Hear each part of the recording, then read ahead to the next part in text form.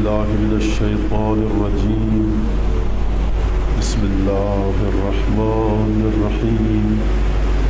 الحمد لله الذي جعل الحمد مفتاحا لذكره وسببا للمزيد من فضله والدليلا على آلائه وعظمته، وهو الذي ليس لقضائه دافع ولا لعطائه مانع فطرى أجناس البدائع، وهو الجواد الواسع الذي لا تزيده كثرة العطاء إلا جودا وكرما، والصلاة والسلام على عبده وأمين وحيه وخاتم رسله سيدنا ومولانا أبي القاسم المصطفى محمد. اللهم صل على محمد وعلى أهل بيته الطيبين الطاهرين الذين أذهب الله عنهم الرجس وطهرهم تطهيرا. اللهم صل على محمد وعلى أعدائهم أجمعين.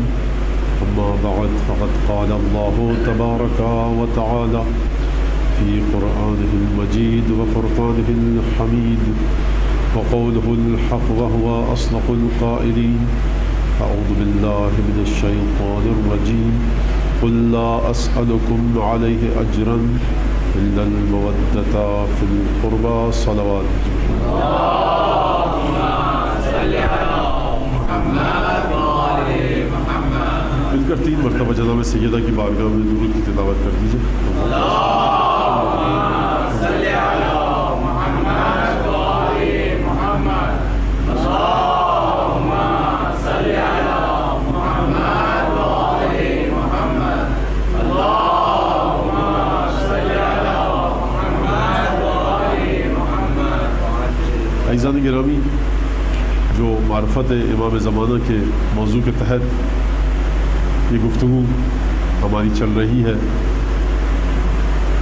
کل اس پر یقیناً خود لفظ تو نہیں آیا معرفت امام کا کل، لیکن جو گفتگو میں نے کی وہ اس حوالے سے تھی اور اس موضوع کے تحت تھی کہ کس طرح سے ہم محمد و آل محمد سے اہل بیت سے اپنے آپ کو متصل کر سکتے ہیں. اور یقیناً جب انسان اپنے آپ کو متصل کرے گا، جوڑے گا، تمسک رکھے گا اہل بیت سے، تو اس کا کوئی نہ کوئی طریقہ ہوگا کہ جو اہل بیت نے بتلایا ہوگا. اور پھر میں نے آپ کے سامنے یہ عرض کیا کہ جب انسان متمسک ہونا چاہتا ہے، اہل بیت سے رابطہ جوڑنا چاہتا ہے، تو سب سے بڑی چیز مشکل جو اس کے سامنے آتی ہے وہ یہ ہے کہ برائیوں سے اپنے آپ کو کیسے دور کرے، اچھائیوں تک اپنے آپ کو کیسے لے کر جائے. ہر شخص یہ چاہتا ہے پنجتن کی زندگی کو دیکھ کر کہ جو خوبیاں پنجتن میں ہمیں دکھائی دیتی ہیں وہ کسی حد تک نچلے ترین درجے کی حد تک ہم میں بھی آ جائیں. اگر ان کی زندگی میں صدقہ اور خیرات تھا تو ہم بھی صدقہ اور خیرات کریں. اگر ان کی زندگی میں عبادتیں تھیں تو ہم بھی عبادتوں کو انجام دیں. جس انداز سے وہ برائی سے دور تھے ہم بھی برائی سے دور ہو جائیں. اس طرح سے نہیں کہ جس طرح سے وہ دور تھے. ان کی دوری برائی سے کچھ اور تھی، ہمارا برائی سے دور ہونا کچھ اور ہے. ان کی برائی سے دور ہونا، ان کا برائی سے دور ہونا کس طرح تھا، اچھائیوں کے نزدیک ہونا کس طرح تھا، نیک عمل ان کی زندگی میں کیا تھے، ہماری زندگی میں کیسے ہیں. بس ایک فرق کو سمجھ لیجئے اور گفتگو کو میں آگے بڑھاؤں کہ ان کی زندگی جو طہارت کا نمونہ تھی، جو طیب و طاہر زندگی تھی، وہ براہ راست پروردگار کے ارادے اذن اور مشیت سے تھی. پروردگار نے جو امتحان ان کے سامنے رکھا، انہوں نے اس امتحان کو بڑے اچھے طریقے سے گزارا اور انجام دیا. ہماری اچھائی جو ہوگی وہ اہل بیت کی اچھائی کے تحت ہوگی، اس کے صدقے میں ہوگی. میں مثال دے دوں آپ کو، بڑی واضح مثال ہے. معصوم کتنے ہیں؟ 14 ہیں. رسول خدا صلی اللہ علیہ وآلہ وسلم پہلے معصوم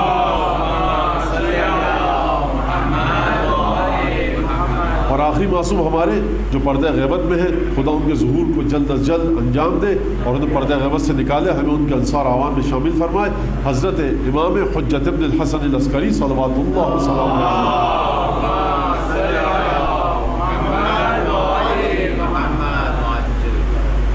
یہ 14 معصوم ہیں.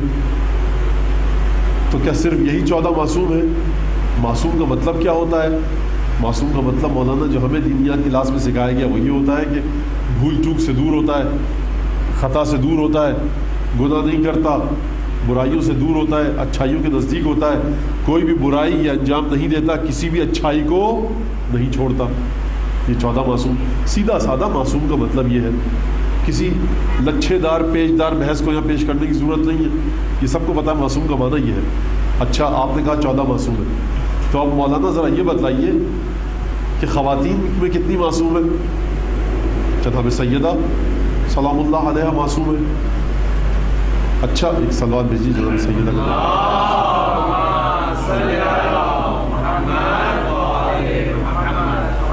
تو وہ معصوم ہے، ٹھیک ہے. اچھا یہ بھی معصوم. تو اس کا مطلب یہ کہ جناب زینب کا نام تو فہرست میں نہیں ہے معصومین کی، حضرت عباس کا نام تو معصومین کی فہرست میں نہیں ہے، شہزادہ علی اکبر کا نام معصومین کی فہرست میں نہیں ہے. تو پھر کیا غیر معصوم ہو گئے؟ 14 معصومین میں تو نہیں ہے، تو یہ غیر معصوم. ہاں ان 14 کے علاوہ تو نہیں ہے معصوم، یہ ان 14 کی لسٹ میں اور فہرست میں تو شامل نہیں ہے. اس کا مطلب غیر معصوم ہوئے، وہ والے معصوم تو نہیں ہوئے.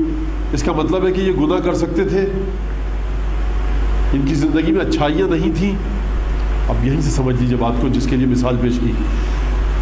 پنجتن کی معصومیت، پنجتن کی عصمت براہ راست خدا سے متصل ہے.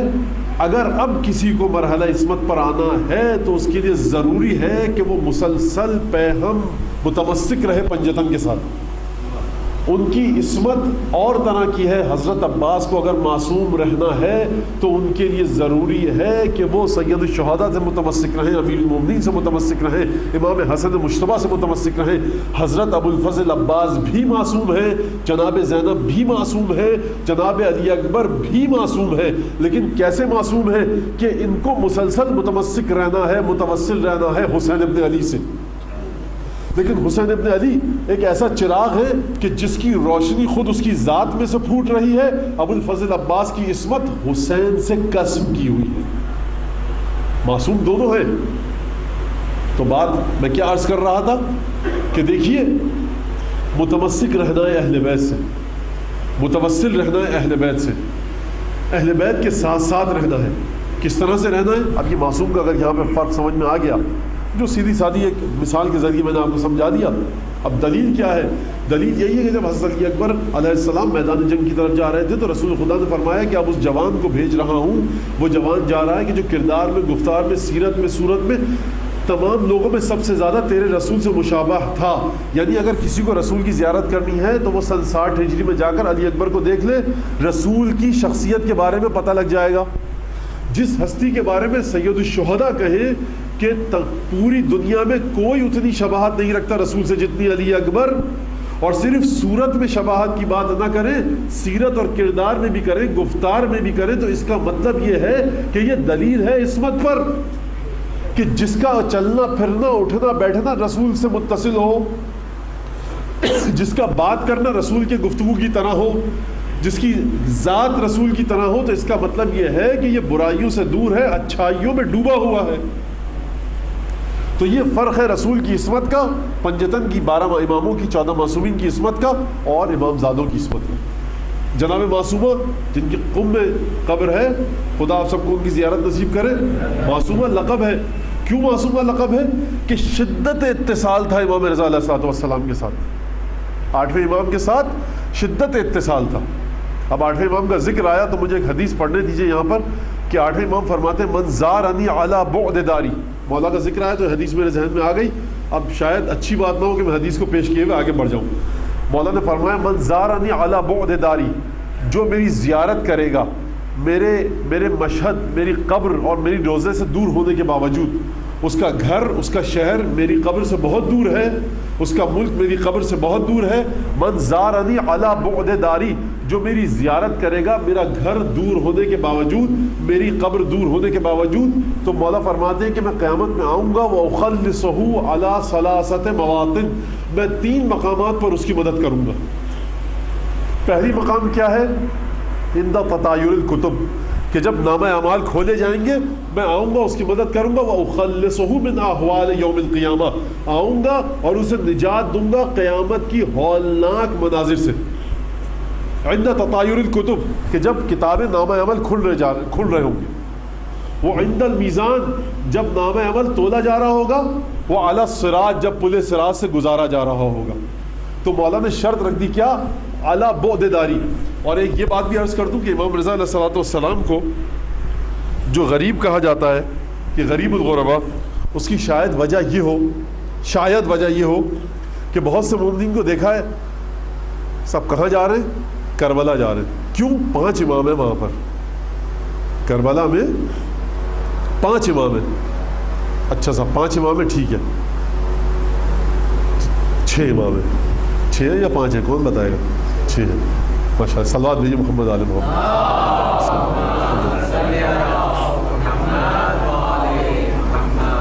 2 سامرہ میں، 1 کربلا میں، 1 نجف میں اور 2 کاظمین میں۔ تو وہاں 6 اماموں کی زیارت ہے، وہاں 1 امام ہے۔ تو دیکھیے 8ویں امام کی زیارت کے بارے میں یہ حدیث ہے کہ تمام ائمہ کو خاصہ اور عامہ دونوں زیارت کرتے ہیں۔ جو ایمان کے خالص مرتبے پر ہے وہ بھی زیارت کرتا ہے، جو ایمان کے خالص مرتبے پر نہیں وہ بھی زیارت کرتا ہے۔ لیکن 8ویں امام کی خصوصیت یہ ہے کہ یزورہ الخاصہ فقط، کہ امام کو صرف وہ مومنین زیارت کرتے ہیں کہ جن کا ایمان مکمل درجے پر ہے۔ تو یہ غریب الغربہ ہونے کی وجہ یہ بھی ہے کہ ہم اماموں کو تولتے ہیں کثرت کے ساتھ۔ 5 امام ہیں، یقیناً 5-6 امام ہیں عراق میں، لیکن امام رضا علیہ السلام کی زیارت کا ثواب اور اس کا ایک خاص فلسفہ ہے، اس کی ایک خاص حکمت ہے کہ کیوں امام رضا کی زیارت کو تمام اماموں میں سب سے زیادہ فضیلت عطا ہوئی۔ یہ ایک الگ بحث ہے، اس پر اس وقت مجھے نہیں جانا۔ تو گفتگو ہو رہی کہ امام کی معرفت کیسے حاصل کی جائے، امام زمانہ کے نزدیک کیسے ہوا جائے۔ دیکھیے امام زمانہ کے نزدیک سب سے پہلی بات یہ کہ اذن اور اجازت وہاں سے ملتی ہے کہ اجازت آپ اس کے نزدیک ہو۔ کبھی بھی انسان کسی کمپنی کے سربراہ کے کمرے میں بغیر اس کی اجازت کے نہیں جا سکتا۔ اگر آپ کو امام سے نزدیک ہونا ہے تو ضروری اور لازم ہے کہ امام کی اجازت ہو، تبھی آپ نزدیک ہو جائیں گے۔ ان کی اجازت کے بغیر آپ ان کے نزدیک نہیں ہو سکتے۔ اجازت کب ملتی ہے؟ کمپنی کے سربراہ کے کمرے میں جانے کی اجازت اسے ملتی ہے کہ جس کا کوئی نہ کوئی تعلق ہو کمپنی کے سربراہ سے۔ بات اب مثال غور سے سنیے گا، کیا مطلب تعلق ہو؟ کمرے میں وہ جا سکتا ہے کہ یا اسے کمپنی کے سربراہ کے کمرے کی صفائی کرنی ہو، یا کھانے پینے کی کوئی چیز لے کر جانی ہو، یا کوئی فائل تھمانی ہو جا کر، کمپنی کا کوئی کام ہو جو سربراہ کے علاوہ کوئی اور نہ کر سکتا ہو۔ وہ مرتبہ بزرگان کا ہے، علماء اکابر علماء کا ہے کہ جب کسی مشکل میں گرفتار ہوتے تھے تو امام کہتے تھے، پیغام آتا تھا کہ ہم وہاں پر ہیں، ہم سے ملو، ملاقات کرتے تھے اور پھر اس کے بعد حل بتاتے تھے کہ یہ وہ فائل ہے کہ جو امام کے علاوہ کوئی حل نہیں کر سکتا، تو یہ امام کے پاس جاتے تھے۔ لیکن ایک نچلے درجے کے بھی نوکر ہوتے ہیں کچھ کہ جو امام کمپنی کے سربراہ کے کمرے میں صرف اسی وقت جا سکتے ہیں جنہیں صفائی ستھرائی کرنی ہو۔ فرض یہ سویپر ہے، اسے جھاڑو لگانی ہے، جا کر صفائی کرنی ہے، جا یہ بھی سکتا ہے لیکن درجے کا فرق ہے۔ تو آپ کی ذات میں کوئی ایسی چیز ہونی چاہیے کہ جسے امام دیکھ کر خوش ہو جائے اور پھر اس کے بعد آپ کو اپنی معرفت کا انعام دے۔ اب چاہے آپ اس کچرا اٹھانے والے کی منزلت پر ہو یا میں، یا ہم اکاؤنٹنٹ ہو، یا ہم ایڈمنسٹریشن میں ہو، کسی بھی حوالے سے کمپنی کے سربراہ سے ایک تعلق ہونا چاہیے، جبھی اندر آنے کی اجازت ملے گی۔ اگر کوئی راہگیر کہے کہ میں جا رہا تھا، سوچا اس کمپنی کے سربراہ سے مل لوں، اس کا سیکرٹری کہے گا حضور وہ آنا چاہتے ہو، کہے گا کون ہے؟ کہتا ہے ایسے ہی منہ اٹھا کے آ گئے، کہیں جا رہے تھے، کہتا وہیں بٹھا کے رکھو، کوئی ضرورت نہیں اندر آنے کی۔ کوئی تعلق ہونا چاہیے۔ وہ تعلق کیسے ہوگا؟ وہ تعلق کیسے بنے گا امام سے کہ امام آپ کو اپنے نزدیک کریں؟ اجازت وہاں سے آئے گی۔ ہماری کیا حیثیت، ہماری کیا ہمت کہ ہم یہ دعویٰ کر سکیں، ہم مطالبہ کر سکیں کہ ہمیں آپ اپنے نزدیک لائیے۔ اگر اس بات کو سمجھنا ہے تو ہمیں تاریخ سے مدد لینی پڑے گی، قرآن سے مدد لینی پڑے گی، دعاؤں سے مدد لینی پڑے گی کہ آخر وہ مرتبہ کیا ہے، وہ مرحلہ کیا ہے، کس انداز سے ہم امام کے نزدیک ہو سکتے ہیں، کس انداز سے امام ہمیں اپنے پاس بلا سکتے ہیں۔ ایک چیز تو ایسی ہے دیکھیے کہ وہ ہمیں بغیر مانگے مل گئی ہے اور وہ خدا کا تحفہ ہے۔ وہ کیا ہے جو ہمیں اپنی ماؤں سے اور باپوں کی نسل سے ملا ہے؟ وہ کیا ہے؟ محبت اہل بیت، سید الشہداء کا غم۔ اور آپ حضرات میں سے جس نے محبت اہل بیت سیکھی ہے، جس سے بھی، اگر وہ دنیا میں ہے تو ان کی ترقی اور صحت کے لیے، اور اگر دنیا سے جا چکے ہیں تو ان کی مغفرت کے لیے ایک دفعہ صلوات بھیجیے۔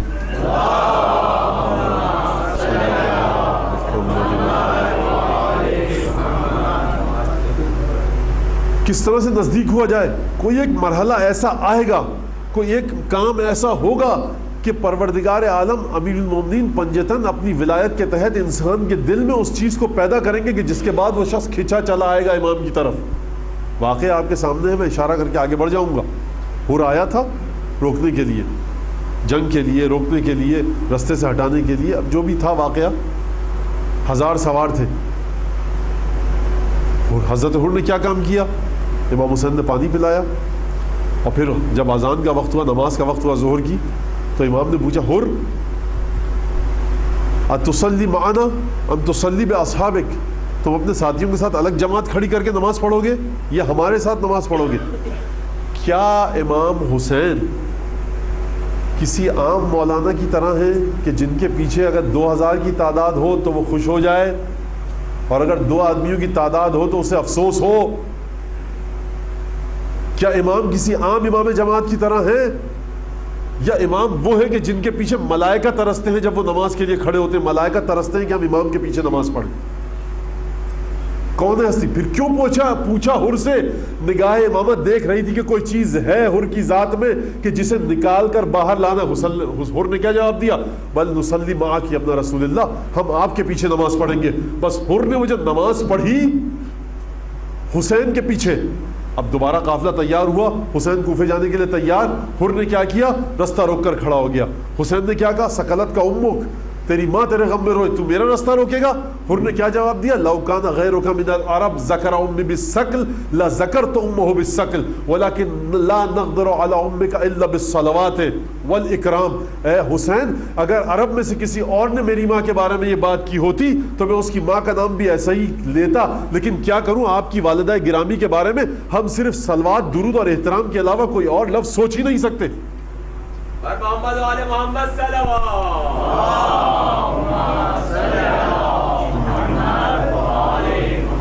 یعنی کیا مطلب؟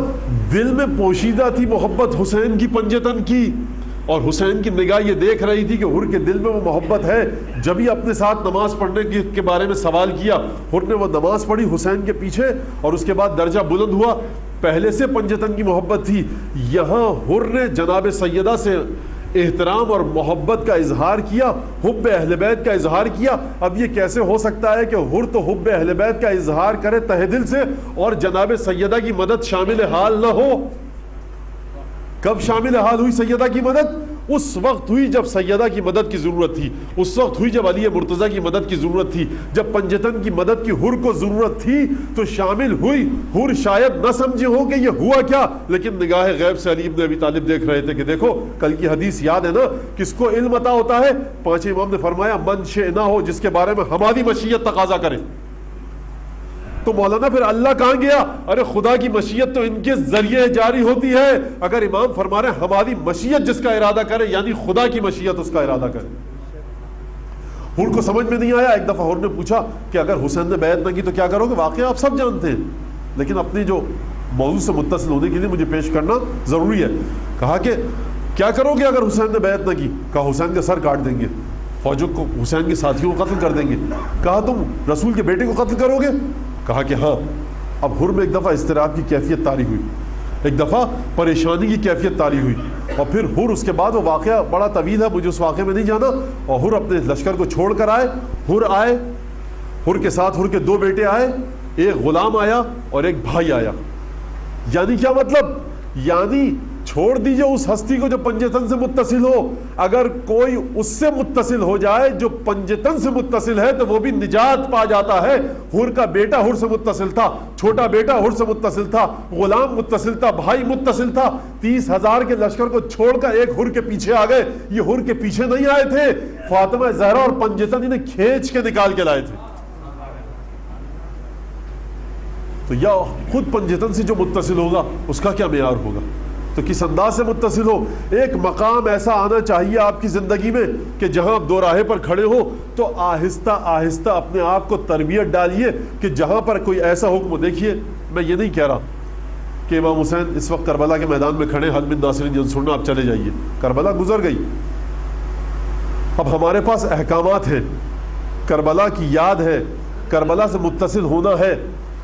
اب یہاں پر میں بد پرہیزی کر لوں تھوڑی سی تو شاید برا نہ ہو، ٹی وی کھول کے انسان مجبوراً دیکھتا ہے کہ ہو کیا رہا ہے دنیا میں، تو اس کو بڑے ایسے نظریات پتہ لگتے ہیں کہ جن کا ثبوت کہیں بھی نہیں ملتا، نہ قرآن میں نہ حدیث میں، اور انسان حیران رہتا ہے، جبکہ فقط نہ مجھ جیسا انسان بلکہ ملائکہ اور فرشتے بھی حیران ہوتے ہیں کہ یہ آخر ہے تو کس کتاب میں؟ نہ قرآن میں اس کا ذکر، نہ انجیل میں ذکر، نہ تورات میں، نہ زبور میں، یہ باتیں کری کہاں سے جا رہی ہیں؟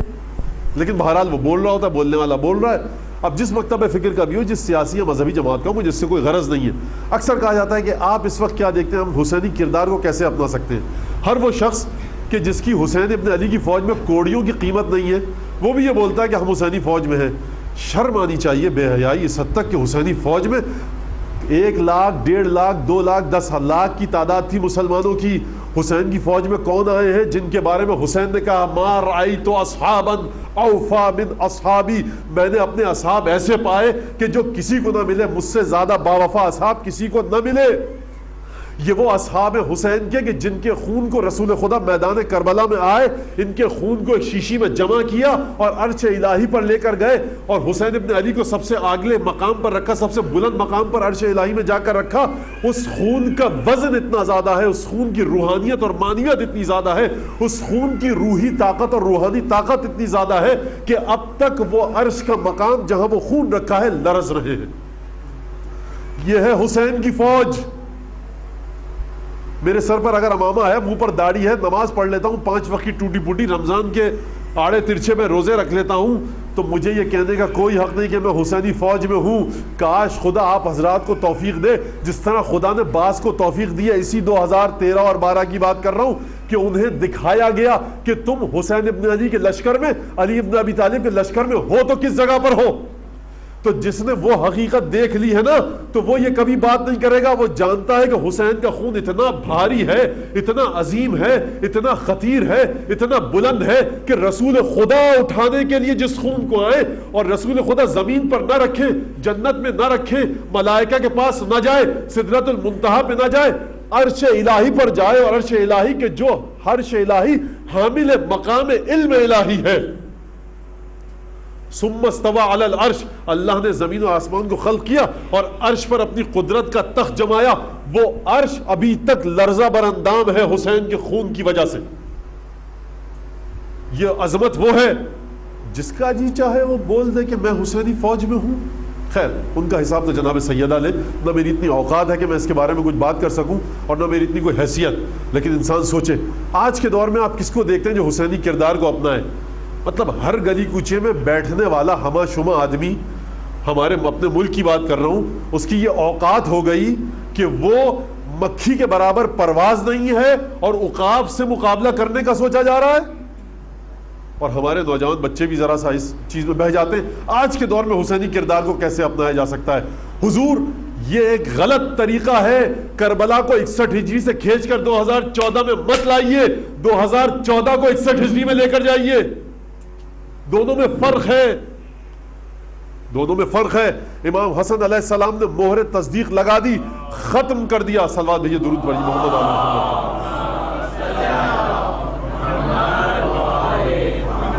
امام حسین نے کہہ دیا لا یوم کا یوم کیا ابا عبداللہ، اے حسین تیرے دن جیسا کوئی دن نہیں، لا یوم کا یوم کیا ابا عبداللہ، حسین کے عاشور جیسا کوئی دن نہیں۔ وہ دن شروع ہوا صبح علی اکبر کے ساتھ، اذان علی اکبر کے ساتھ، اور ختم ہو گیا شام غریبہ پر۔ وہ دن شروع ہوا تھا معین، ختم ہونے کی تاریخ معین، جو شہادتیں ہوئی تھی وہ معین، اب اس پر ختم ہو چکی ہے بات۔ جس طرح سے نبی کے آنے کے بعد نبوت ختم ہو گئی، اس طرح سے حسین ابن علی کی شہادت کے بعد پنجتن کا سلسلہ ختم ہو گیا۔ لا یوم کا یوم کیا ابا عبداللہ، اب کسی میں یہ جرت نہیں کہ یہ کہہ سکے کہ میں بھی حسینی فوج کے اندر ہوں۔ آپ کو حکم دیا گیا کہ تمنا رکھو، یا لیتنی کنت معکم فافوز فوزا عظیما، کاش ہوتا آپ کے ساتھ، ہوتا. یا لیتا کا لفظ وہاں آتا ہے جہاں تمنا ہو ناممکن کی. یا لیتنی کنت معکم فافوز فوزا عظیما. ہاں ایک مرحلہ ہے ہمارے لیے کہ جو سید الشہداء کی زیارت میں ملتا ہے کہ مولا حرم میں بیٹھو تو یہ زیارت پڑھو. یہ جو سید الشہداء کی مخصوص زیارتیں ہیں نا، عرفے کی زیارت ہے، رجب کی زیارت ہے، نیمہ شعبان کی زیارت ہے، عاشورے کی زیارت ہے، مختلف زیارتیں جو آپ کے سامنے مفاتیح میں موجود ہیں. تو اس میں ایک جملہ بڑا عجیب ہے کہ مولا اگرچہ میرا جسم اس وقت کربلا میں نہ تھا جو آپ کی پکار پر لبیک کہتا، لیکن میری روح نے آپ کی پکار پر لبیک کہا تھا الروز الس، تبھی تو آج آپ کے حرم میں ہوں. تو سلسلہ یہ نہیں ہے، سلسلہ کچھ اور ہے. سمجھے درک کرے سید الشہداء کا کام عقل کے مطابق ہے، لیکن کس کی عقل کے مطابق؟ مجھ جیسے اور آپ جیسے کی عقل کے مطابق ماورائے عقل ہے. یہ وہ مرحلہ ہے جہاں انبیاء لرزہ براندام ہیں. یہ وہ مرحلہ ہے کہ جہاں پر انبیاء اور اولیاء یہ کہتے ہیں، نبی یہ کہہ رہے ہیں، تمام کے تمام انبیاء، ما من نبی ولا رسول، کوئی نبی اور ایسا رسول نہیں ہے الا وان یسأل اللہ ان یأذن له فی زیارت الحسین، کہ وہ پروردگار سے مسلسل اس کی دعا یہ ہے کہ اسے حسین کی قبر کی زیارت کی اجازت مل جائے. کس طرح سے متصل ہوا جائے اس امام کے ساتھ؟ چھوٹا سا جملہ ہے لیکن بڑا مشکل، اور مجھے کہتے ہوئے شرم بھی آتی ہے. یقیناً میں خود گناہگار آدمی. اوقات کیا ہے ہماری اور آپ کی؟ سب بارگاہ امامت میں کاسہ گدائی لیے کھڑے ہیں. حضور یاد رکھیے گا، جو شخص اپنی ذات کی طرف بلائے سمجھ لیجئے خرابی ہے، اور جو شخص امام کی طرف بلائے سمجھ لیجئے کہ حقانیت ہے. یہ معیار ہے ہماری. کیوں؟ کیونکہ زیارت آل یاسین نے ہمیں یہ سکھایا ہے الباطل، باطل کیا ہے؟ باطل کیا ہے؟ ما نہیتم عنہ، باطل وہ ہے جس سے امام روک دے، والحق ما رضیتموہ، اور حق وہ ہے جس سے امام راضی ہو جائے. معیار امام ہے. زندگی میں انسان، آپ کربلا جاتے ہیں، نجف جاتے ہیں، مشہد جاتے ہیں، خدا آپ کو زیارت نصیب فرمائے، حج عمرہ، کہیں بھی مجلس میں جاتے ہیں، امام باڑے میں جاتے ہیں، زیارت کرتے ہیں، آنکھ سے آنسو نکلے، کیا دعا کی جائے یہاں پر؟ دعا وہی کی جائے کہ جو ہمیں سکھلائی گئی ہے، ہدایت کی دعا. مولانا ہم ہدایت پر نہ ہوتے تو امام باڑے میں کیسے آتے، زیارت پر کیسے جاتے؟ دیکھیے ہدایت پر تو ہیں آپ، تو آ گئے، لیکن کیا ضروری ہے کہ اسی ہدایت پر مرے بھی؟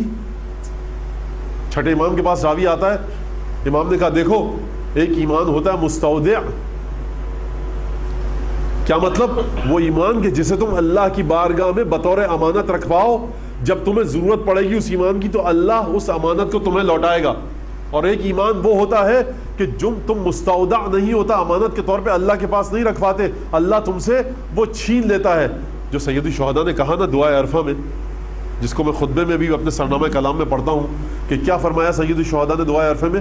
الحمد، ایک درود بھیجیے محمد آل محمد کا.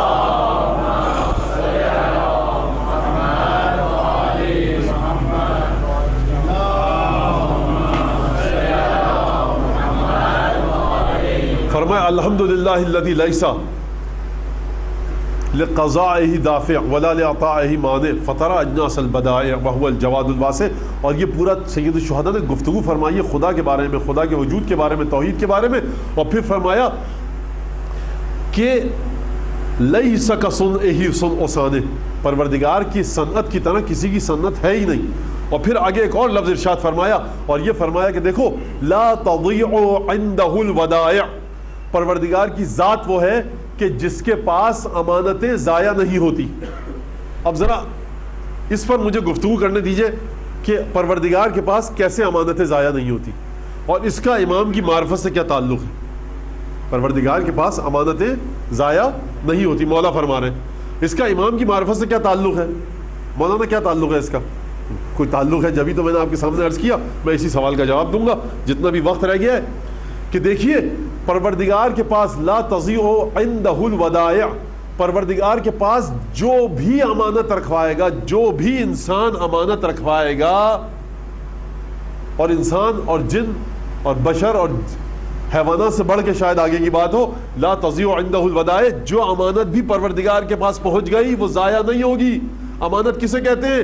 کہ امانت رکھنے والا امانت دینے والے کو امانت دیتا ہے، کہتا ہے جب مجھے ضرورت ہو، جب مانگوں تو دے دینا. سیدھی سی بات ہے. اب مولا سید الشہداء فرما رہے ہیں کہ دیکھو امانتیں جس کے پاس رکھوائی جاتی ہیں خدا ایسا ہے کہ اس کے پاس کسی بھی قسم کی رتی برابر ذرہ برابر بھی اگر تم نے کوئی امانت رکھوائی تو وہ امانت کو محفوظ رکھتا ہے. لیکن مسئلہ یہ ہے کہ دنیاوی امانت میں جب میں مانگنے جاؤں تو آپ پر دینا واجب ہے. یہ جو پروردگار کے پاس امانتیں رکھوائی جاتی ہیں نا تو یہ پروردگار ہمارے مانگنے کے وقت نہیں دیتا, جب اس کی مشیت دیکھتی ہے کہ اب میرے بندے کو ضرورت ہے تب وہ امانت لوٹاتا ہے. یہ کون سی امانت کی بات ہو رہی ہے؟ سب سے اہم ترین چیز ایمان ہے کہ جو امانت ہے. اور چھٹے امام فرما رہے ہیں کہ دیکھو امانت ایمان مستودع ہوتا ہے, یعنی تم پروردگار کی بارگاہ میں ایمان رکھواتے ہو اپنا بطور امانت. کب ملتا ہے؟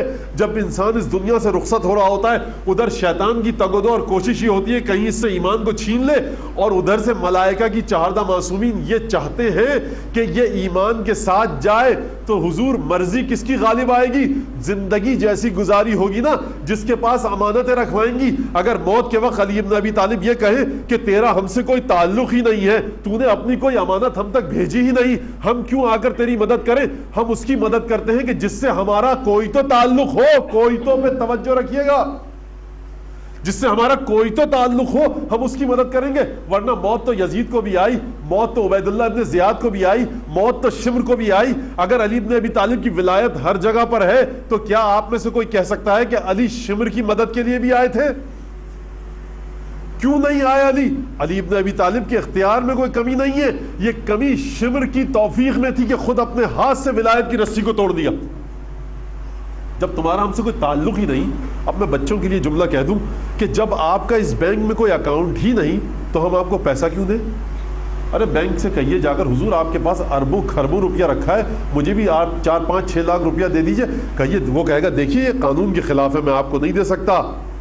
تو علی بن ابی طالب کس قانون کی پابندی کرتے ہیں؟ علی بن ابی طالب خود قانون ہے. علی بن ابی طالب نام ہے مشیت الہی کا. جب تمہارا ہم سے کوئی تعلق ہی نہیں تو ہم سے کیا چیز مانگنے آئے ہو؟ کہا مولا ایمان کیا ہوتا ہے؟ کہا ایمان مستودع. وہ کیا ایمان ہوتا ہے کہ تم اللہ کے پاس امانت کے طور پہ رکھواؤ. کہا مولا کیسے امانت کے طور پہ رکھوائیں؟ کہا کہ دیکھو ہر نماز کے بعد یہ دعا پڑھو, رضیت باللہ ربا وبمحمد النبی وبالکعبۃ قبلۃ وبالقرآن کتابا وبعلی بن ابی طالب اماما. اور اس کے بعد علی بن ابی طالب کے تمام بچوں کا نام لو. یعنی پروردگار میں راضی ہوں اس بات پر, خوش ہوں, سکون سے ہوں, دل مطمئن ہے کہ میں نے تجھے اپنا رب مانا, محمد مصطفیٰ کو رسول مانا, قرآن کو کتاب مانا, کعبے کو اپنا قبلہ مانا, اور مولا کائنات سے شروع کرے نام اور آخر تک 12ویں امام تک آئے کہ میں ان تمام 12 ہستیوں کو میں نے اپنا امام مانا. ہر نماز کے بعد جب یہ پڑھو گے تو گویا تم گواہی دے رہے ہو کہ پروردگار نماز پڑھنے کے بعد یہ گواہی دے رہا ہوں, یہ تجھے اپنا ایمان امانت کے طور پہ دے رہا ہوں. دیکھ پروردگار جب مجھے ضرورت ہو نا تو اس ایمان کی امانت کو واپس لوٹا دیجیے. شیخ عباس قمی نے اسے مفاتی میں نقل کیا ہے, اور آپ حضرات سے درخواست ہے کہ ان کے ایصال ثواب کے لیے ایک دفعہ درود پڑھ دیجیے.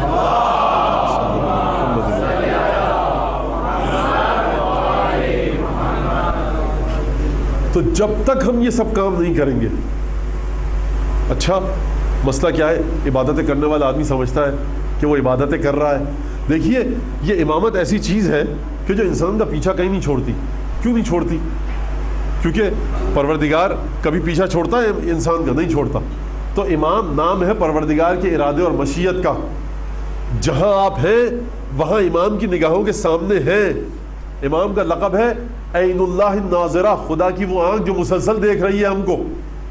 ید اللہ الباسطہ, خدا کا وہ ہاتھ جو ہر چیز پر پھیلا ہوا ہے. تو یہ امام ہے. تو اب اپنی زندگی میں, اور یہ بڑا عجیب مسئلہ ہے جو ہمیں اہل بیت علیہ الصلوۃ والسلام سے احادیث اور روایت آئی ہیں, وہ ایسی نہیں ہے کہ دین کو دنیا سے الگ کر کے رکھا گیا ہو کہ آپ جب تک مسجد میں ہیں, آپ نے نمازیں پڑھی, قرآن پڑھا, دعائیں پڑھی, آپ امام بارگاہ میں ہیں, آپ نے ماتم کیا, گریہ کیا, اب گھر پہ جائے انسان تو جس شمر کو پر لعنت بھیج کے آیا تھا امام باڑے میں, گھر پہ جائے تو خود گھر والوں کے لیے شمر بن جائے. تو یہ ہو نہیں سکتا. اگر شمر پر لعنت بھیجنی ہے تو شمر سے دوری رکھنی ہوگی. یعنی کیا مطلب؟ کسی عالم نے بہت اچھی بات کی تھی کہ ہر انسان کی ذات میں ایک شمر چھپا ہوا ہے, دیکھو کہ نکل کے کب آتا ہے. حسین ابن علی سے دعا مانگو کہ مولا جس طرح سے آپ کے جد نے, آپ کے پدر گرامی نے خانہ کعبہ سے بتوں کو توڑا ہے نا, اسی طرح سے علی ابن ابی طالب کی ولایت جب تک دل میں نہیں اترے گی, دل میں جو بت موجود ہے انہیں نہیں توڑے گی, جب تک انسان کے اندر کا شمر ختم نہیں ہوگا, انسان خطرے کی زد میں ہے. تو گھر والوں کے لیے تو خود انسان شمر ابن ذوالجوشن بن کے جائے اور امام باڑے میں آ کر شمر پر لعنت کر کے جائے، یہ پروردگار اور یہ معصومین ڈبل اسٹینڈرڈ کو پسند نہیں کرتے۔ کس کو پسند کرتے ہیں امام معصوم؟ کس کو پسند کرتے ہیں؟ کہ جو اپنی ذات سے شمر ابن ذوالجوشن کو، اپنی ذات کے شمر کو قتل کر دے، فنا کر دے۔ پھر ایسا شخص ولایت علی بن ابی طالب کے تحت آ جاتا ہے، امام زمانہ کی ولایت کے تحت آ جاتا ہے، اور اس کی ولایت یہ ہوتی ہے کہ امام کے ساتھ متصل ہوتا ہے اور امام اس کی مدد فرماتے ہیں اور اس کے لیے زندگی کے راستوں کو ہموار کرتے ہیں اور اسے ہمیشہ اپنے ساتھ رکھتے ہیں۔ اس کی زندگی ولایت کے ساتھ گزرتی ہے، اس کی زندگی اور نہ صرف زندگی بلکہ موت ولایت کے ساتھ گزرتی ہے۔ قبر میں اس کی ولایت ساتھ ساتھ ہوتی ہے، قیامت میں ولایت ساتھ ساتھ ہوتی ہے، پورے صراط پر ولایت ساتھ ساتھ ہوتی ہے، اور جنت میں بھی جاتا ہے تو ولایت علی بن ابی طالب کے صدقے میں جاتا ہے۔ ایک درود بھیجیے محمد آل محمد۔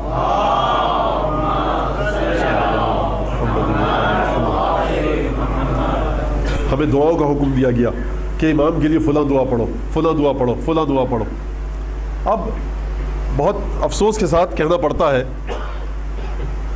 کہ خود ہمارے لوگوں نے، جن کا یہ دعویٰ ہے کہ وہ اثنا عشری ہیں، کسی صاحب نے نقل کیا کہ وہ یہ کہہ رہے تھے کہ امام زمانہ کے لیے صدقہ نکالنا ایک غلط چیز ہے، امام کو کیا ضرورت ہمارے پیسے کی؟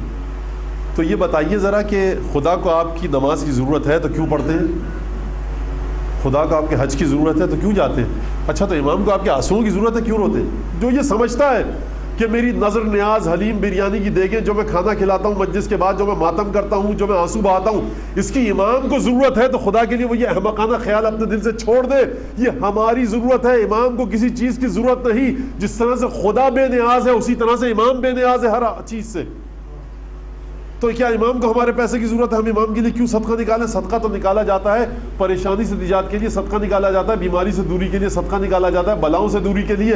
تو حضور دیکھیے، یاد رکھیے گا کہ جب تک احادیث کا، دعاؤں کا صحیح مطالعہ نہ ہو، لاکھ سر پر امامہ ہو، چہرے پر داڑھی ہو، لیکن گمراہ کن بات کہی جاتا ہے انسان کہ اگر دیکھیے اگر امام کو ہمارے پیسے کی ضرورت نہیں تو ہم اللہم کل ولی کیوں پڑھتے ہیں؟ یہ تو امام سے آئی ہے نا، سب کو یاد ہے، اللہم کل ولی حجت ابن الحسن صلواتک علیہ وعلی آبائہ فی ہذہ الساعہ وفی کل ساعہ۔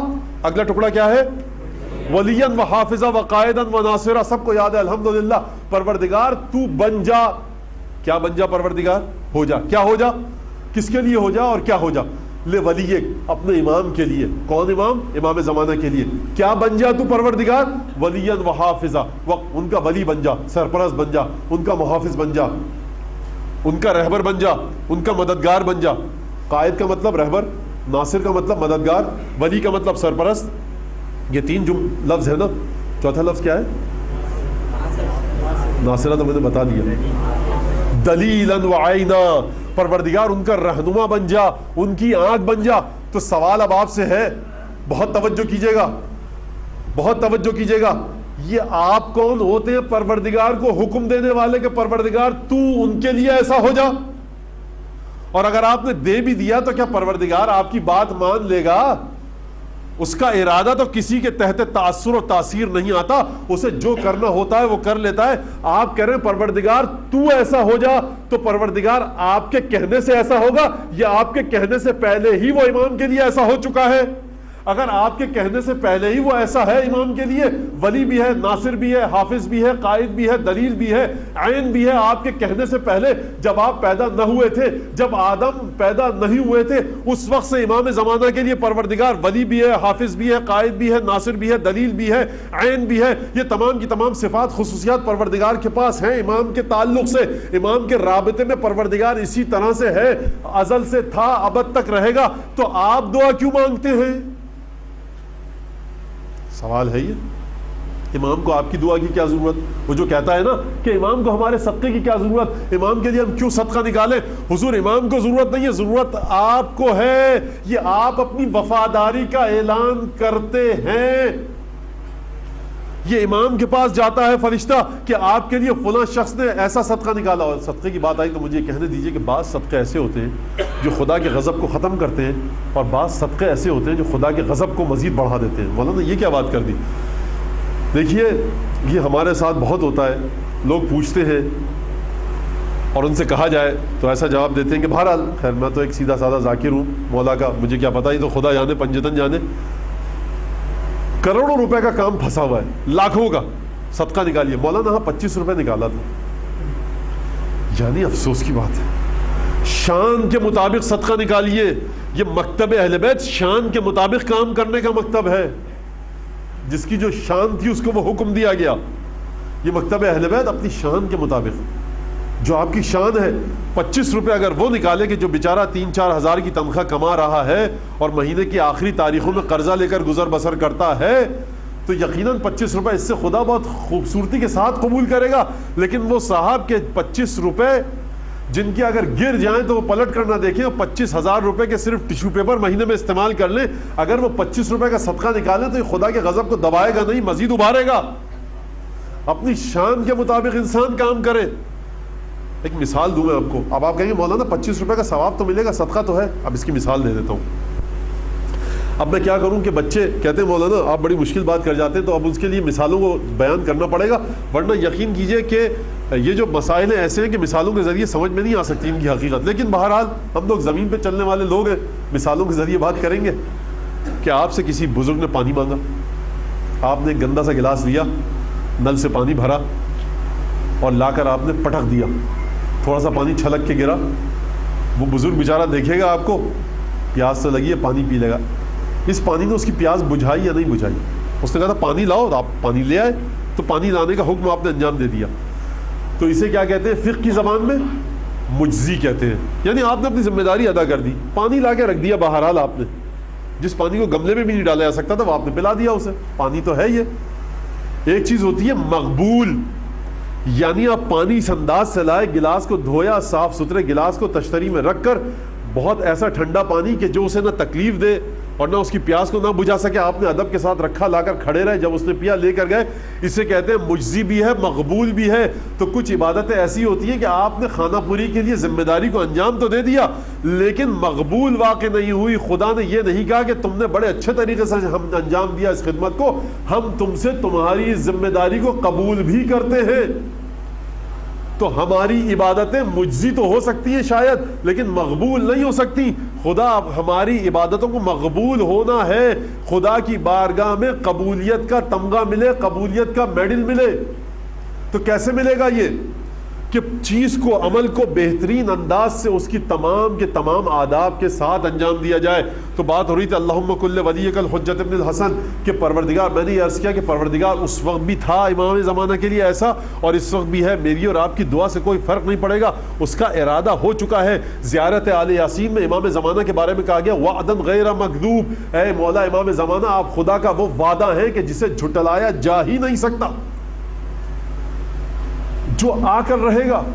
تو جب وہ امام آ کر رہے گا جو وعدہ الہی ہے کہ جسے جھٹلایا جا ہی نہیں سکتا, تو مجھ جیسے حقیر کی دعا کی کیا حقیقت ہے.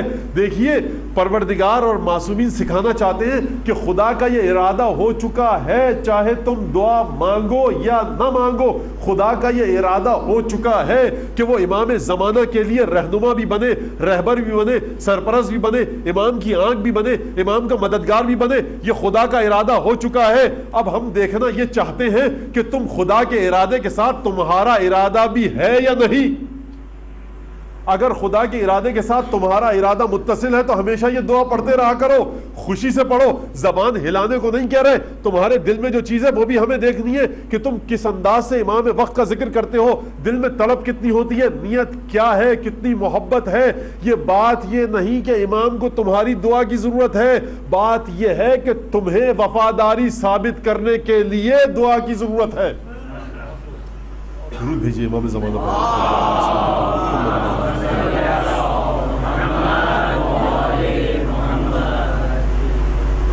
تو یہ بات کہ امام کو ہمارے پیسے کی کیا ضرورت, یہ احادیث اور روایات سے دوری کی بنا پر ہے. اچھا بات اگر یہیں تک ہو جائے کہ امام کو ہمارے پیسے کی کیا ضرورت, تو بات سمجھ میں آتی ہے, بالکل صحیح ہے. دنیا میں ہر عاقل شخص یہ کہے گا کہ ہمارے پیسے کی امام کو ضرورت نہیں. لیکن اس کے بعد یہ نتیجہ نکالنا کہ پھر مت دیا کیجئے امام کی طرف سے صدقہ, یہ ایک منحرف فکر ہے, احادیث اور روایات کے برخلاف ہے. اور ہمیں قرآن, اہل بیت وہ یہ چیزیں نہیں سکھاتے. حدیث اس کے برعکس کچھ اور کہہ رہی ہے کہ درہم تنفق علی الامام خیر من 1000 درہم تنفق فی غیر سبیلہ, کہ وہ درہم, ایک درہم کہ جو تم امام کے لیے خرچ کرتے ہو وہ ان ہزار لاکھ درہم سے بہتر ہے کہ جو تم امام کے علاوہ کہیں اور خرچ کرو. اور قبر کی برکت یہ ہے کہ جو نجف میں، جو کربلا میں 1 درہم خرچ کرے گا اسے 70 کا ثواب ملے گا. کیا مطلب؟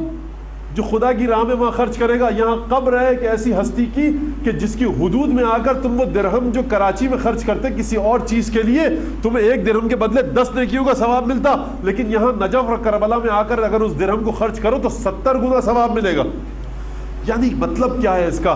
ایک آنسو نکل گیا، من بکا و تباکا و اب کا جو رویا، جس نے رلایا اور جس نے رونے کا سا انداز اختیار کیا اس کے گناہ معاف ہو گئے، جنت مل گئی اسے. اب یہ اور بات ہے بقول ہمارے ایک دوست کے کہ جنت تو مل گئی، لیکن ایک مسئلہ یہ ہے کہ دوبارہ جہنم کمائی یا نہیں کمائی. رسول خدا صلی اللہ علیہ وآلہ وسلم کے پاس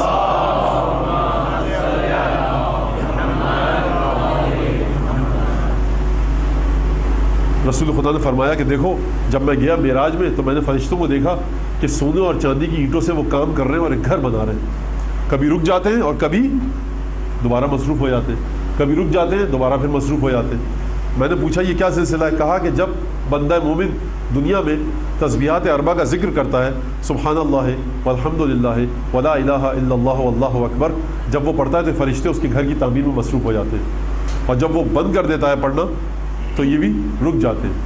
اسی طرح سے میں نے دیکھا کہ کچھ عمل ایسے ہیں نیک عمل کہ جن کے لیے درخت اگائے جاتے ہیں اس بندے مومن کے لیے جنت میں. تو کسی نے اٹھ کر پوچھا کہ یا رسول اللہ اس کا مطلب ہے کہ ہم تو 10 دفعہ پڑھا ہے، ہزاروں دفعہ پڑھا ہے ہم نے یہ ذکر، اس کا مطلب ہے کہ ہمارے تو بہت سارے درخت ہیں جنت میں. مولا نے کہا، رسول اللہ نے فرمایا کہ ہاں ہے بالکل، اگر یہاں سے تم آگ نہ بھیجو کہ جو انہیں جلا نہ ڈالے. تو ذکر حسین میں جب گئے آنکھ سے آنسو نکلے، جنت کما لی. لیکن مسئلہ یہ کہ کمائی ہوئی چیز جس نے دی ہے وہ چھین بھی سکتا ہے. اس کی ولایت کو محدود نہ سمجھیں کہ جس نے دیا ہے وہ چھین بھی سکتا ہے. اب ایک جملہ عرض کر دوں، جنگ خیبر نہیں پڑھنی، جنگ خیبر کا واقعہ میرے سب بچوں کے سامنے ہے. اور یاد رکھیے اکثر آوازیں آتی ہیں کہ مولانا اب فضائل کا دور گزر گیا، اب عمل کی بات کیجیے، اب فضائل کا دور گزر گیا، اب عمل کی بات کیجیے. جنگ خیبر میں مولانا دروازہ کھیڑ لیا تو کیا بس ٹھیک ہے سمجھ میں آ گیا نا؟ اب عمل کی بات کیجیے، واجبات کی بات کیجیے، حرام کی بات کیجیے. واجبات کی بات بالکل ہونی چاہیے، حرام کی بات بالکل ہونی چاہیے، لیکن میرے بھائی جو واجب کرو گے تو کس کی محبت کے بلبوتے پر، جو حرام سے بچو گے تو کس کی محبت کے بلبوتے پر. خدا واجبات کو انجام کو نہیں چاہتا، خدا حرام سے دوری نہیں چاہتا، خدا چاہتا ہے حرام سے دور رہو، واجبات کو انجام دو، بنیاد پنجتن کی محبت ہو. تو اگر ہم نے صرف واجبات اور محرمات کی بات کرنی شروع کر دی، امام کے معجزات کو نہ بتایا، اب کس حد تک بتایا جائے یہ ایک الگ گفتگو ہے کہ کس حد تک بتایا جائے. لیکن اگر ہم نے واجبات اور محرمات کی بات کی صرف اور امام کی محبت کو نہ بڑھایا اور ممبر امام سے محبت کو بڑھانے میں ناکام رہا، صرف واجبات اور محرمات پر گفتگو چلتی رہی اور محبت اہل بیت میں ترقی اور تکامل نہ ہوا، تو یاد رکھیے جو بچے بیٹھے ہیں نا آج 5-10 سال کے، یہ 25 سال بعد ایسی احمق، بے وقوف اور کسی کام نہ آنے والی ڈفر نسل پیدا ہوگی جو کسی کام کی نہیں ہوگی. کیا آپ سمجھتے ہیں کہ واجبات چاہیے خدا کو؟ کیا محرمات چاہیے خدا کو؟ بہت سے لوگ محرمات اور واجبات سے دور رہتے ہیں. بنیاد محبت علی ابن ابی طالب ہونی چاہیے، ورنہ یہ نسل کسی کام کی نہیں ہوگی، یہ ٹیشو پیپر سے بیکار نسل پیدا ہوگی. محبت علی ابن ابی طالب کی بنیاد پر حرام سے دور ہونا چاہیے، محبت علی کی بنیاد پر واجبات کو انجام دیا جائے. تو جہاں مجلسوں میں حرام اور حلال کا ذکر ہو، واجب کا ذکر ہو، اس کے ساتھ ساتھ محبت علی ابن ابی طالب، محبت پنجتن، محبت 14 معصومین، محبت 12 امام اور امام زمانہ کی محبت کا ذکر ہو کہ یہ محبت بنیاد پائے ہمارے عمل کی.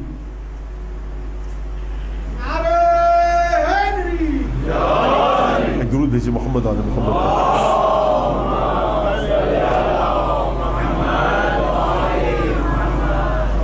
تو یہ عطا اس کی طرف سے ہے، اس کی طرف سے ملے گی.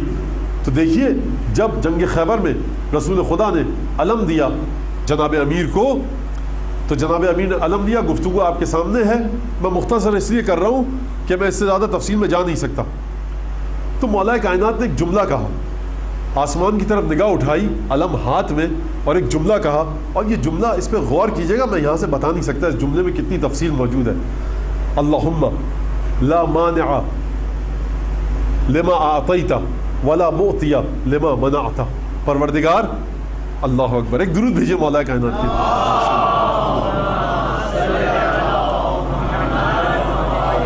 اور ایک درود رسول خدا کے لیے بھیجیے.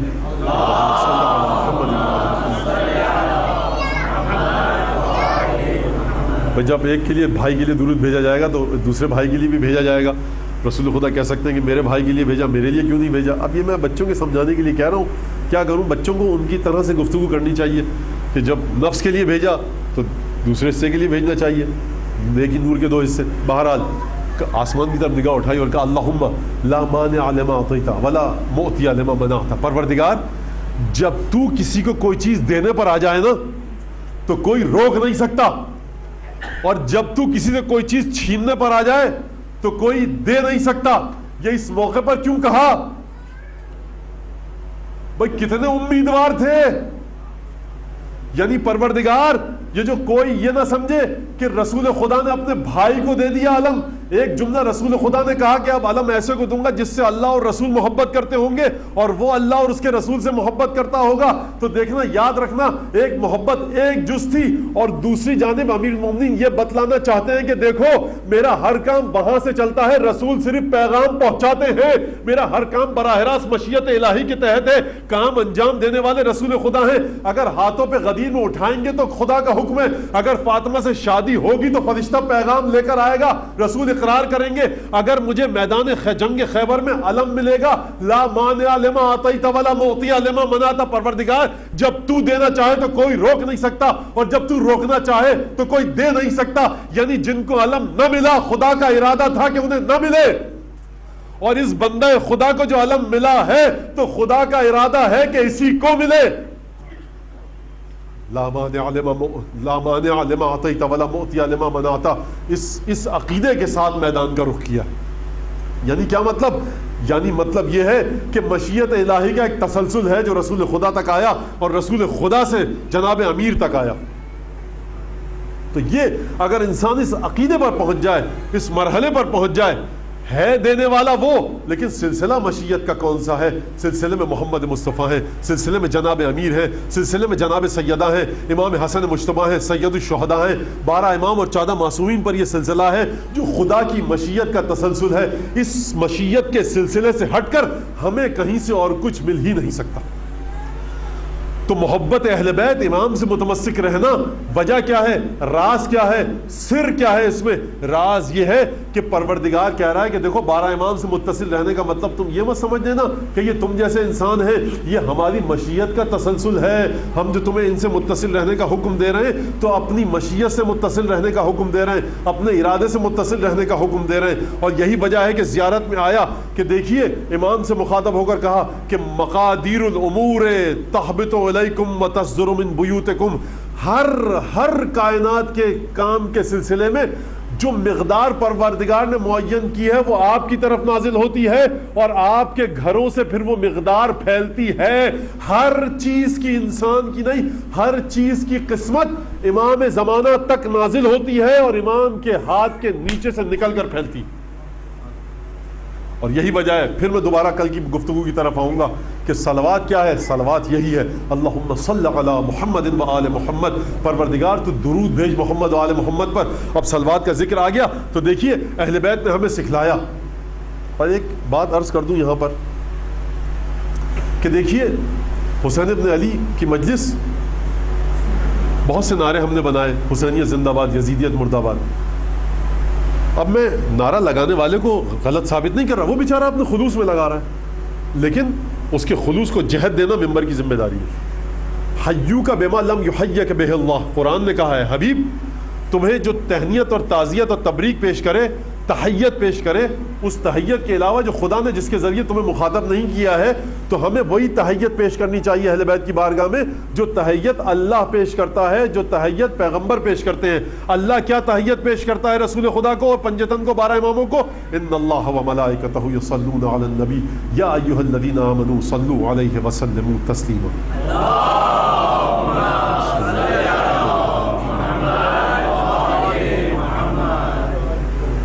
تو یہ ایک سیاسی جلسے کے لیے تو اچھے نعرے ہو سکتے ہیں, حسینیت زندہ باد, یزیدیت مردہ باد, یہ وہ لفظ ہے جو سیاسی لیڈروں کے ساتھ بھی استعمال ہوتا ہے. خدا کے لیے شائبہ بھی نہ آئے, کہیں بو بھی نہ آئے, ہلکی سی کہیں ہلکا سا شائبہ بھی نہ آئے کہ حسین ابن علی آج کے دور کے سیاسی لیڈروں کی طرح مرد آباد زندہ باد نہیں. اللہم صلی علی محمد و آل محمد عدد ما احصاہ علمک. ایک بزرگ عالم فرماتے ہیں کہ اگر کوئی مشکل درپیش ہو تو 530 مرتبہ تم یہ دعا پڑھو, اللہم صلی علی فاطمہ و ابیہا و بعلہا و بنیہا عدد ما احصاہ علمک. پروردگار درود بھیج فاطمہ پر, فاطمہ کے پدر گرامی پر, فاطمہ کے شوہر گرامی پر اور فاطمہ کے دونوں بچوں پر. کتنا درود بھیج؟ عدد ما احصاہ علمک, جتنا تیرا علم شمار کر سکے. پروردگار کا علم کتنا ہے کوئی نہیں جانتا, یعنی فاطمہ اور اس کے بچوں اور شوہر اور باپ پر اتنا درود بھیجو کہ جسے سوائے خدا کے اور کوئی گن ہی نہ سکے. یہ درود بھیجنے کی جگہ نہیں تھی یہاں پر, بہت ستم کر دیا آپ نے.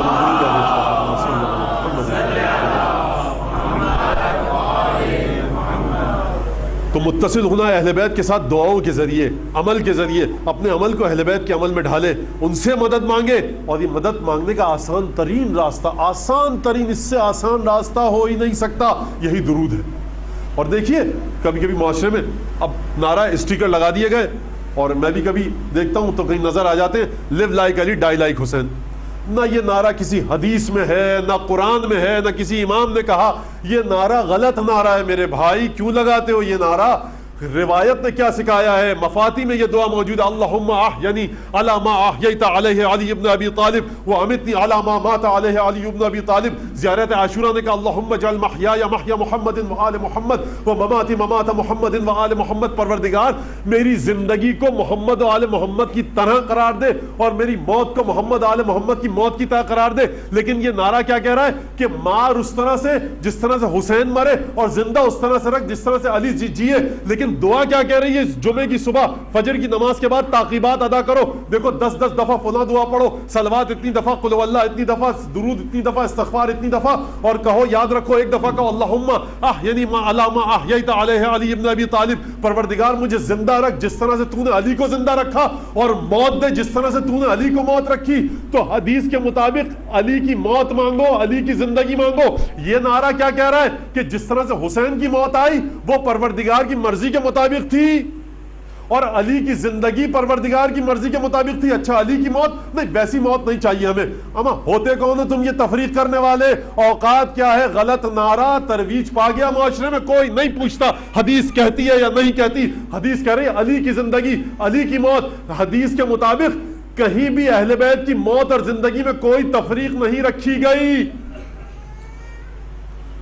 یہ لیو لائک علی ڈائی لائک حسین, یہ کیا ہے صاحب؟ یہ باجا جو بجایا جا رہا ہے. تو اس میں سے بہت سے لوگ شاید مجھے مجلس کے بعد ہے, مولانا آپ نے کیسے کہہ دیا فلاں, مجھے کسی سے کام نہیں ہے, میرے سامنے قرآن ہے اور حدیث ہے. آپ کیا سمجھتے ہیں؟ آپ کے ذہن میں کیا ہے؟ یہ آپ کی ذمہ داری ہے. فلاں مولانا نے کہا ہے, فلاں ذاکر ہے. ایک تو بدبختی اس معاشرے کی یہ ہے کہ فلاں علامہ ہے, فلاں ذاکر ہے, فلاں آیت اللہ تو خیر ایسی بات نہیں کر سکتے, فلاں حجت الاسلام والمسلمین ہے, ان کا ماما اتنا بڑا ہے, ان کی ابا اتنی بڑی ہے, وہ 25 سال سے فلاں جگہ مجلس کروا رہے ہیں, وہ فلاں انجمن کے جنرل سیکرٹری ہیں.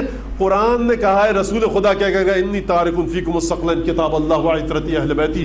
دیکھو میرے قرآن سے متمسک رہو, اہل بیت سے متمسک رہو. یہ کسی انجمن کے جنرل سیکرٹری, صدر, مشہور نوحہ خان, وہ علامہ, وہ حجت الاسلام, وہ امامے میں ہے, وہ شیروانی میں ہے, وہ ٹوپی میں, ان کا مدرسہ ہے, ان کا مدرسہ نہیں ہے.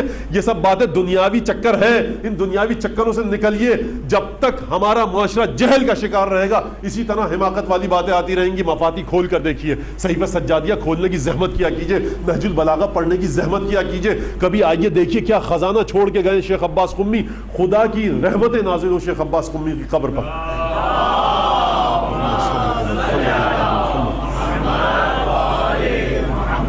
یہ انسان بانٹنا چھوڑ دے. مولانا ابو طالب کی مجلس پسند آ گئی, حب اہل بیت سچا ہے تو مولانا ابو طالب صاحب میں. آپ مولانا ابو طالب صاحب کے دل کو جانتے کیا ہیں؟ کتنی غلاظتوں میں ڈوبے ہوئے ہیں وہ, کتنی طہارت میں ہیں.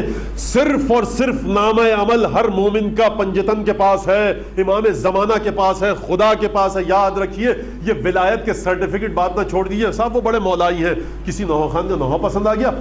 حب اہل بیت دیکھنا تو اس میں دیکھو. آپ کو کیسے پتا؟ آپ نے دل کو جھانک کے دیکھا ہے کیا؟ کسی علامہ کی مجلس پسند آ گئی, کیا مجلس، یعنی لگتا ہے کہ محبت اہل بیت میں ڈوبا ہوا ہے. آپ کو کیسے پتا محبت اہل بیت میں ڈوبا ہوا ہے؟ یہ راز کون کتنا محبت میں ڈوبا ہوا ہے سوائے صاحب ولایت کے کوئی اور نہیں سمجھ سکتا. امام زمانہ کا ارشاد ہے، دیکھو دور رہو اس چیز سے ما غطی عنکم، جو تم سے چھپا دی گئی ہے اس تک مت پہنچو. یہ تمہارا کام نہیں ہے، یہ ہم دیکھ رہے ہیں، ہماری آنکھیں دیکھ رہی ہیں. خدا نے قرآن میں حدیث میں جو ذمہ داری تم پر نہیں ڈالی اس کے لیے اپنا فلا تتکلفو ہو، اس کے لیے اپنے آپ کو زحمت میں مت ڈالو. مولا کائنات فرماتے ہیں معاشرے کو چاہیے کہ جا کر زیارت جامعہ کبیرہ کا ترجمہ پڑھے، زیارات کا ترجمہ پڑھے، دعاؤں کے ترجمے پڑھے، قرآن کا ترجمہ پڑھے. ترجمے کی کل میں نے مخالفت کی تھی، آج اس لیے کہہ رہا ہوں کہ ایک ہلکا سا اسکیچ تو آئے ذہن میں، لیکن اس کے ساتھ ساتھ یہ بھی بتلاتا چلوں کہ یہ غلط اور گمراہ کن فکر ہے کہ جو یہ پھیلائی جا رہی ہے کہ جب تک آپ نے ترجمہ نہ پڑھا آپ کو پڑھنے کا ثواب نہ ملا. حضور ثواب ملے گا عربی پڑھنے کا، ترجمہ پڑھنے کا ثواب اگر تدبر تک پہنچا گیا ترجمہ تو ثواب ملے گا، ورنہ ترجمہ پڑھنے کا کوئی حکم نہیں دیا گیا. ہمیں کہا گیا 100 دفعہ قل ہو اللہ پڑھو فجر کی نماز کے بعد.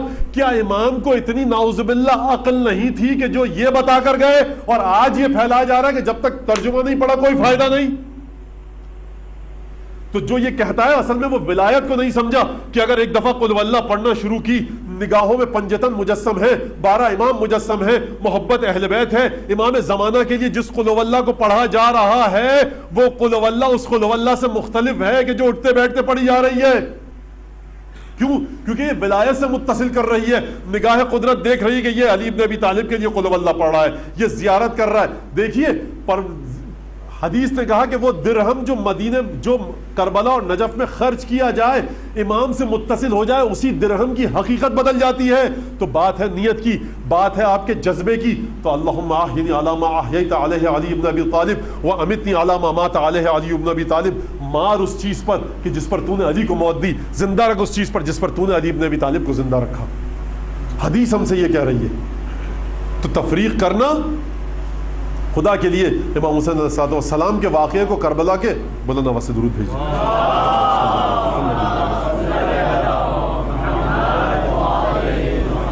یہ نہ ہو جائے کہ امام کا قیام اس انداز سے ایک قیام ہو جائے کہ جس میں موضع تنگ کی طرح قیام ہو جائے، گاندھی جی کے قیام کی طرح قیام ہو جائے، جس طرح سے اور دنیا کی تحریکیں ہوئیں. یہ سب بڑے لوگ تھے.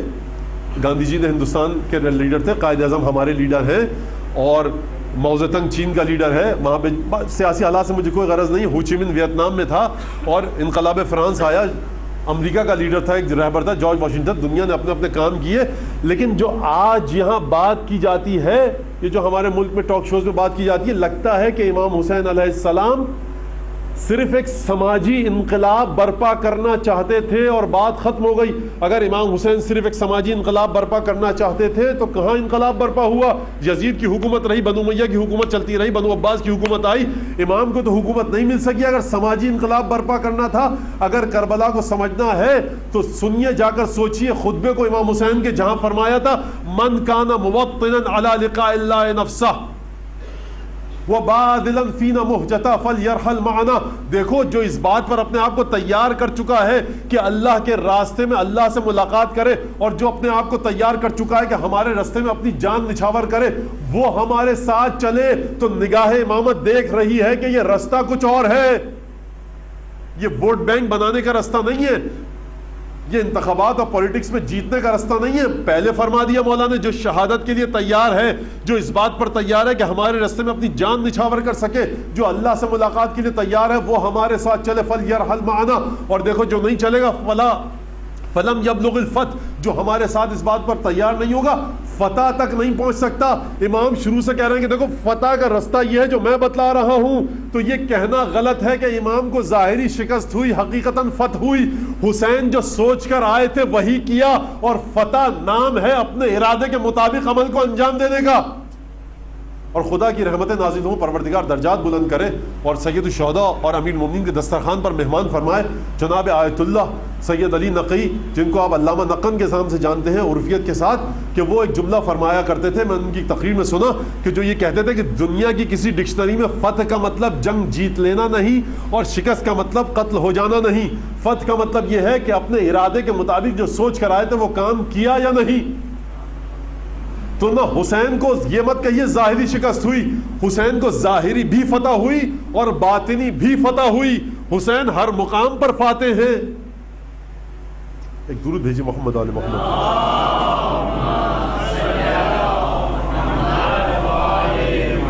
تو یہی تو وہ بات تھی جو شمالی آبادی نے کہی مخاطب کر کے فتح اور شکست کو، اے فتح خود فریب بدل جا شکست میں، نام یزید رینگ مقامات پست میں۔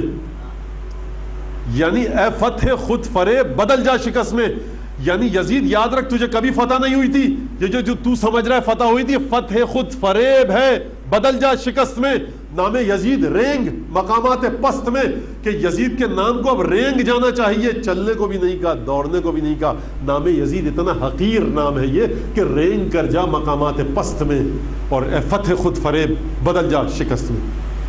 تو سید الشہداء کو اگر سمجھنا ہے تو زیارات کو سمجھیے، حسین ابن علی کی زیارات کے ترجمے کو پڑھنے کی کوشش کیجیے کہ یہ الفاظ کیا رہے ہیں، مطالعہ کیجیے باقاعدہ زیارات کا، عرفے کے دن کی زیارت، عاشورہ کی زیارت، رمضان کی زیارت، شعبان کی زیارت، یہ مختلف زیارتیں ہیں، ان کا مطالعہ کرنے کی عادت ڈالیے۔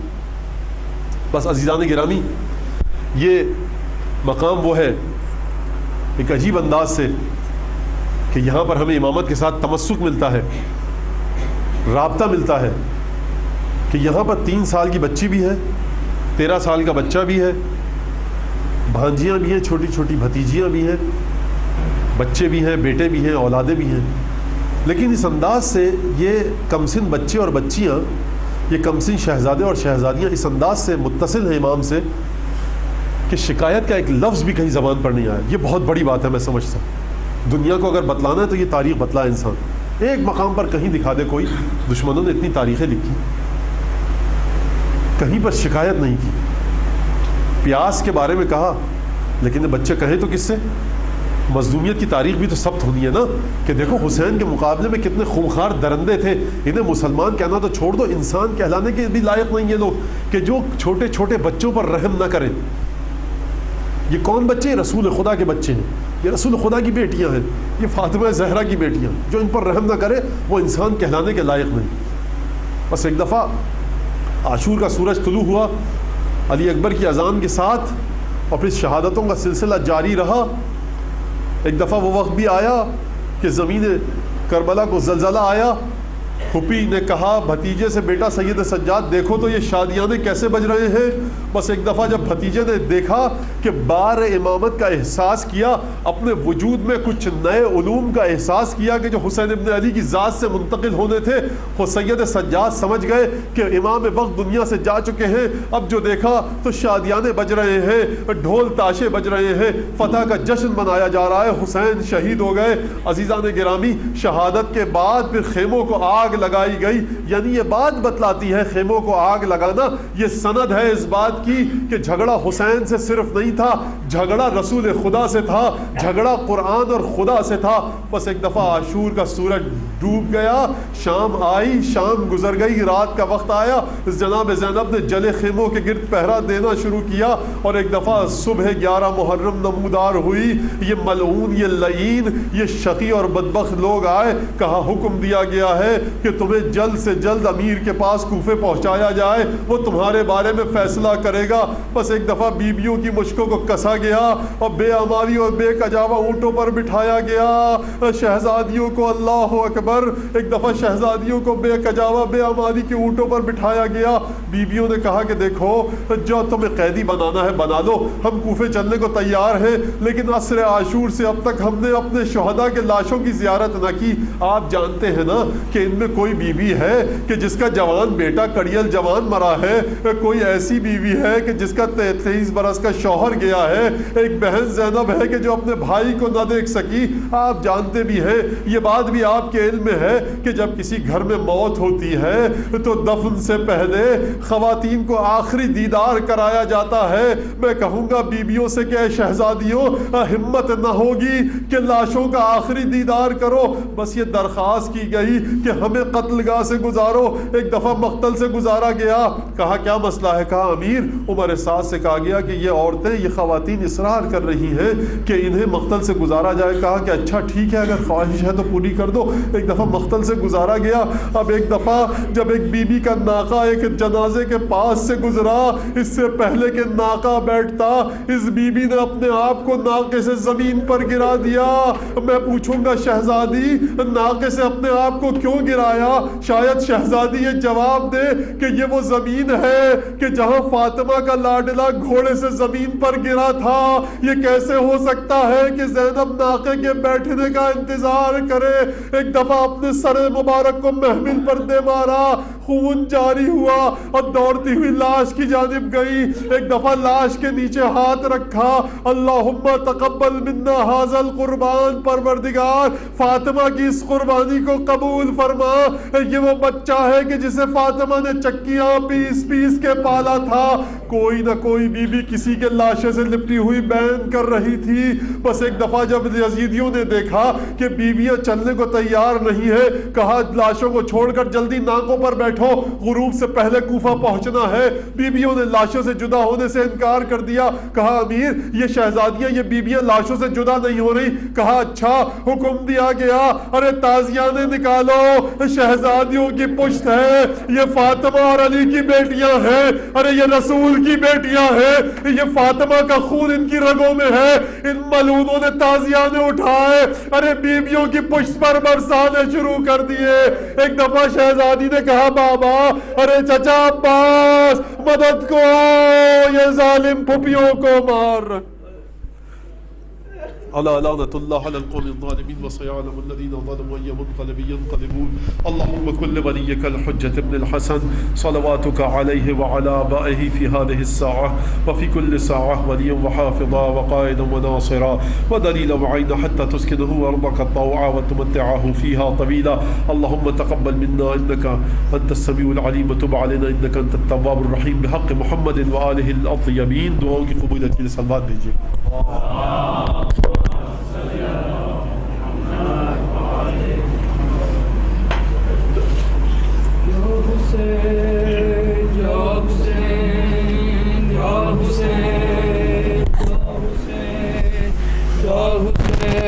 کیسے کہیں حسین کے اکبر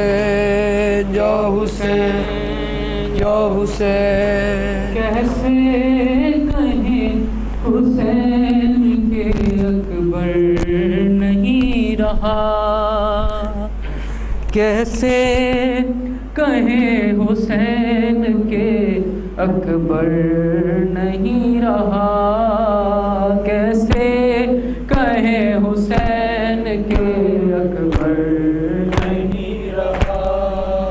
زینب تیرا شبیہ ہے پیغمبر نہیں رہا، زینب تیرا شبیہ ہے پیغمبر نہیں رہا، کیسے کہیں حسین کے اکبر نہیں رہا، کیسے کہیں حسین کے اکبر نہیں رہا، کیسے سناؤں قاصد صغرا کو یہ خبر، رن میں شہید ہو گیا کڑیل جوان پسر، صغرا تیرا جوان برادر نہیں رہا، کیسے کہیں حسین کے اکبر